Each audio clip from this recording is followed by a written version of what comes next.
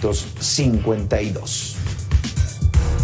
Y precisamente para hablar a fondo sobre este delito de la extorsión, saludamos con muchísimo gusto vía telefónica a Manuel Balcázar Villarreal. Él es especialista de seguridad e inteligencia, así como consultor senior de Madison Intelligence. Manuel Balcázar, te saludamos con mucho gusto. Bienvenido a Reporte MN.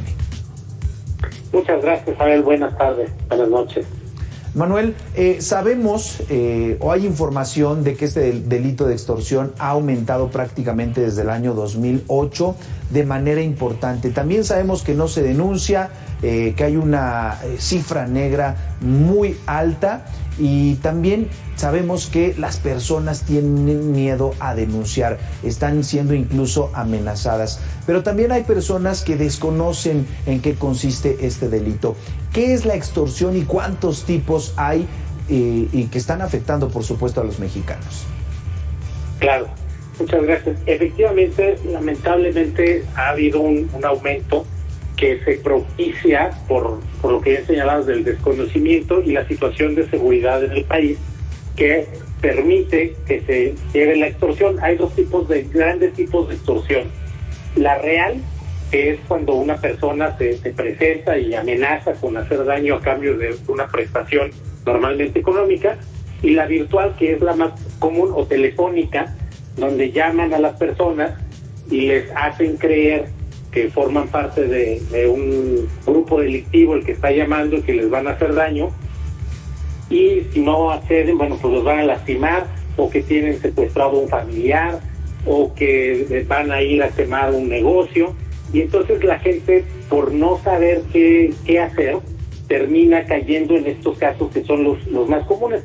Y hay otras extorsiones que son entre extorsión y fraude, donde le llaman a la gente, se gana un premio, un viaje, un teléfono celular, un electrodoméstico, algo, y entonces le piden que haga un depósito para poder cobrar el premio, que evidentemente nunca existe. En otras ocasiones se sofistica un poquito más y lo que hacen es pedir información a la víctima, y con esa información van elaborando más, hacen búsquedas en redes sociales, y en función de eso nuevamente en el futuro llaman ya con datos más precisos y engañan a la gente. Entonces es muy importante que no se den datos personales, que no se contesten números desconocidos, y lo más importante también es colgar y denunciar a las autoridades. Esto que señalabas también, Abel, es muy cierto. Las personas no están denunciando a las autoridades, y eso evita que se puedan diseñar estrategias, generar mecanismos de prevención de las extorsiones. Básicamente es algo que se derrota en una alianza sociedad y gobierno para estas extorsiones virtuales o telefónicas. Y para el caso de las extorsiones presenciales, que son más delicadas, también es conveniente acercarse a las autoridades con los debidos mecanismos de confianza, porque lamentablemente hay algunos casos en los que las autoridades no necesariamente están del lado de la ley.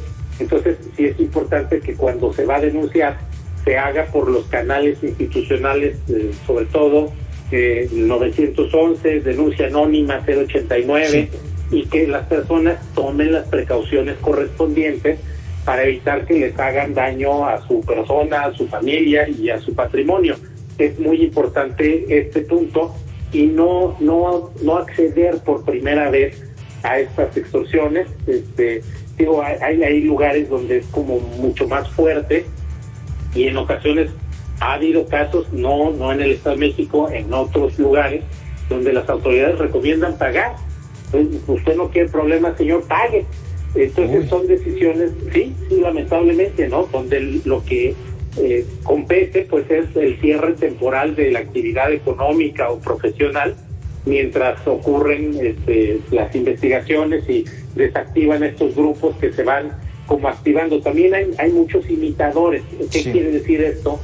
Son grupos que no pertenecen a estas grandes organizaciones criminales que escuchamos en los noticiarios nacionales e internacionales, pero ellos hacen pasar por miembros de estos grupos para infundir más miedo y sacar más dinero. También esto ocurre, y es importante, pues digo, no caer en el pánico cuando uno recibe una llamada de este tipo, sino denunciar y analizar muy bien qué información personal está expuesta y que puede ser usada en nuestra contra, y entender que pues es un negocio que funciona normalmente en los centros penitenciarios, es donde se dan este tipo de esquemas.